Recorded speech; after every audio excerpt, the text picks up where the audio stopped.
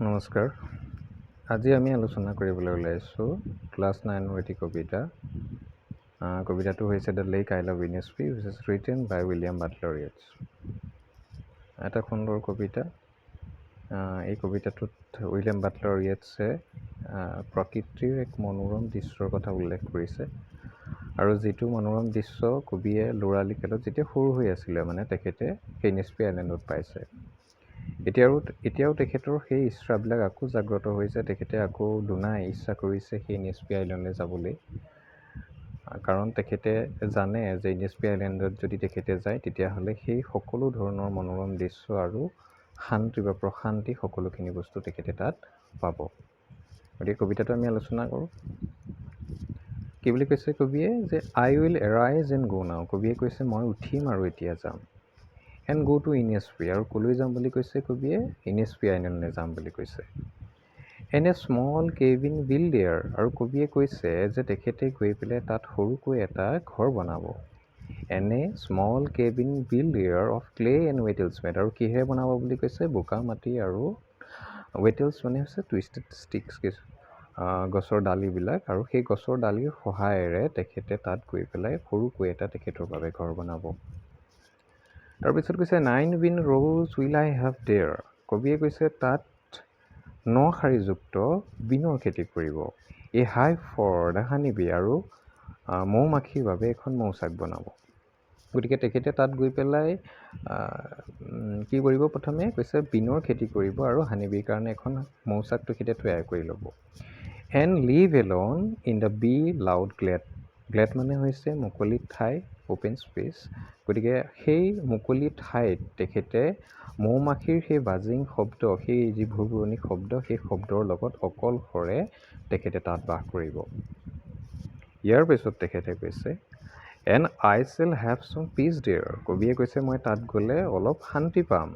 For peace comes dropping slow', আৰু সেই শান্তিবিলাক কেনেকৈ আহে বুলি কৈছে, টোপাল টোপালকৈ, লাহে ধীৰে, কমকৈ আহে বুলি কৈছে।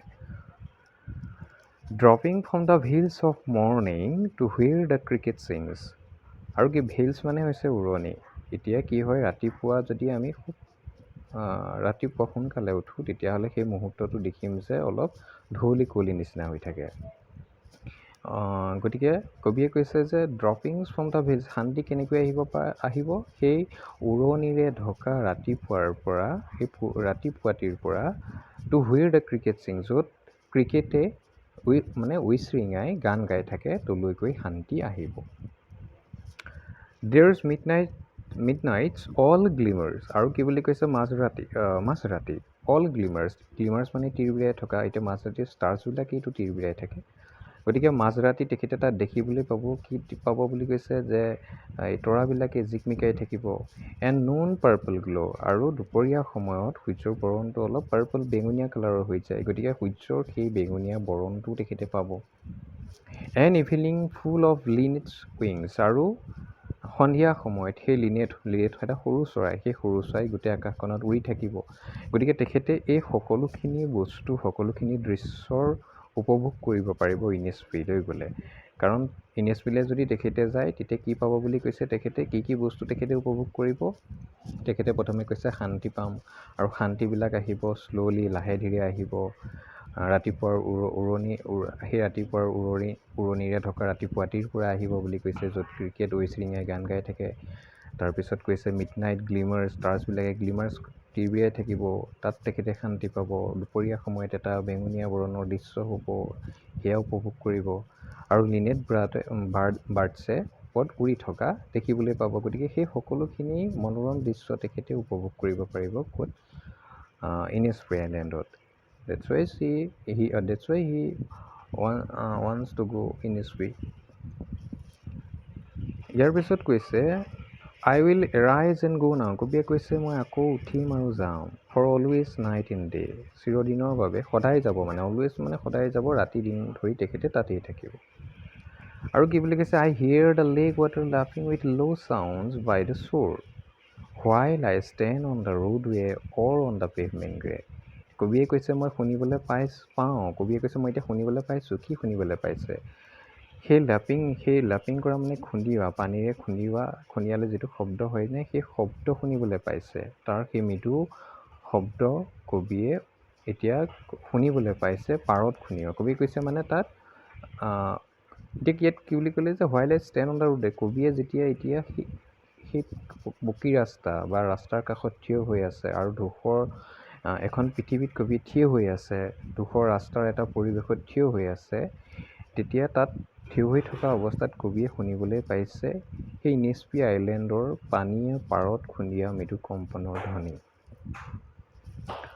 আই hear it in the deep heart's core, আৰু কবিয়ে ডিপ হাৰ্ট স্ক'ৰ, কবিয়ে গৰ্ভিত কোণত, ক'ত শুনিবলৈ পাইছে বুলি কৈছে, কবিয়ে কৈছে মোৰ অন্তৰৰ গৰ্ভিত কোণত সেই শব্দৰ ধ্বনি মই শুনিবলৈ পাইছোঁ।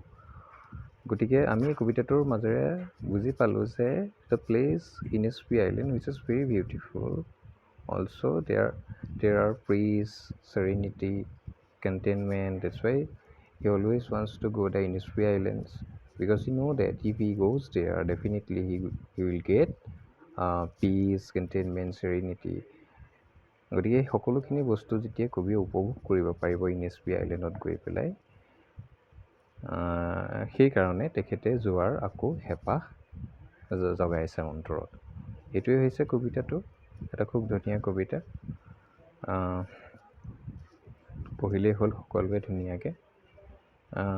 আৰু ইয়াৰ পাছতে সকলোকে কওঁ, যদি মোৰ চেনেলটো ছাবস্ক্ৰাইব কৰা নাই যাতে ছাবস্ক্ৰাইব কৰি দিয়ে, তাৰ বাবে সকলোলৈ অনুৰোধ থাকিল।